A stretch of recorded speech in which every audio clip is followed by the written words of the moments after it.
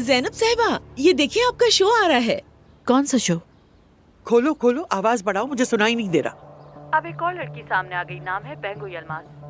اتنے بڑے اسملر ہولڈنگ کے مینیجر پر الزام لگا رہی ہے. یہ لڑکیاں سب ایسے ہی ہوتی ہیں، شادی شدہ مردوں پر ڈورے ڈالتی ہیں. یہ میری بات سنو، تم بینگو ہو یا جو بھی ہو، اس طرح مشہور نہیں ہوا جاتا. وہ کوئی بازار نہیں ہے. معاف کرنا، پتہ نہیں تم اور کس کس کو بدنام کرو.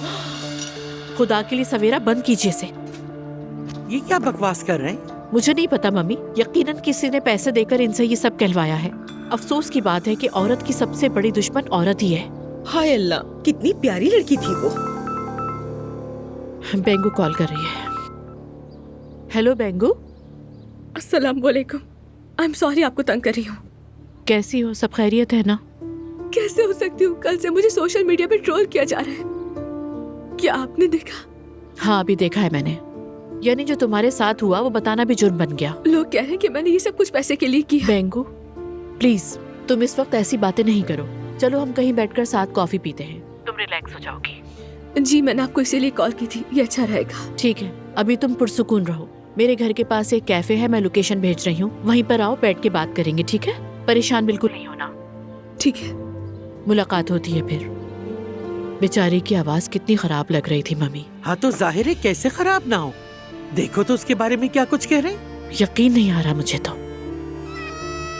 میں دیکھ لیتی ہوں. دعا کب واپس آئے گی؟ کسی کو اطلاع ہی نہیں دی اس نے. شاید آج ہی آ جائے گی. لیکن انسان کم از کم بتا تو دیتا ہے نا. زینب چھوڑ دو بیٹی، خوش رہنے دو اسے. میں اپنی نواسی کو سنبھال لوں. اچھا ممی میں جا کر چینج کر لوں، پھر جانا ہے. شکریہ ہے یار، مزے سے پیا آپا. ارے دیکھیے زینب صاحبہ پھر سے خبروں میں آ گئی ہیں.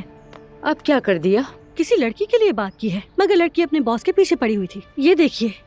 یہ لڑکیاں سب ایسے ہی ہوتی ہیں، شادی شدہ مردوں پر ڈورے ڈالتی ہیں. یہ نارمل لوگوں سے ان کا کوئی واسطہ ہی نہیں ہے. امی بغیر جانے سمجھے آپ لوگوں کو جج کیوں کرنے لگ جاتی ہیں؟ دیکھو نور، لڑکی کو تو نہیں لیکن زینب کو جانتی ہوں. جہاں کوئی عجیب انسان ملے فوراً اس کے ساتھ کھڑی ہو جاتی ہے. دیکھو نا، یہ بھی معشوقہ ہی نکلی. امی ارے امی، یہ لوگ مجھے کیوں انوائٹ نہیں کرتے؟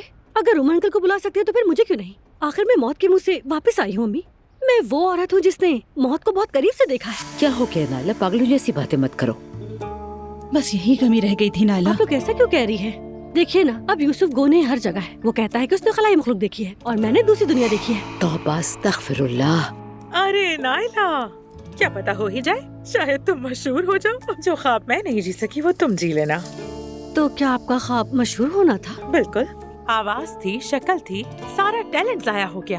چلو اگر مشہور نہ بھی ہوتی تو کم از کم میری آواز کی ہی قدر ہو جاتی اس دنیا میں، مگر وہ بھی نہیں ہوئی. توبہ یا رب. ان باتوں کو چھوڑیے امی، آپ کچھ بھی کہیں امی، لیکن میں زینب صاحبہ سے اس بارے میں ضرور بات کروں گی. وہ فضول کہانیوں کی بجائے اصل سچ وہ مجھ سے سنیں گی. بہت کم لوگ ہیں جو مر کر زندہ ہوئے ہوں. بس نائلہ، اللہ دوبارہ ایسا نہ دکھائے. اب اس بات کو ختم کرو. اچھا نور آپا، خیرات کا کام کیسا چل رہا ہے؟ کل بھی آپ گھر پر نہیں تھی. الحمدللہ اچھا چل رہا ہے. تمہاری صحتیابی کی وجہ سے محلے میں 30 خاندانوں کو راشن دیا ہے. ماشاءاللہ بیٹی، اچھا کام کیا تم نے.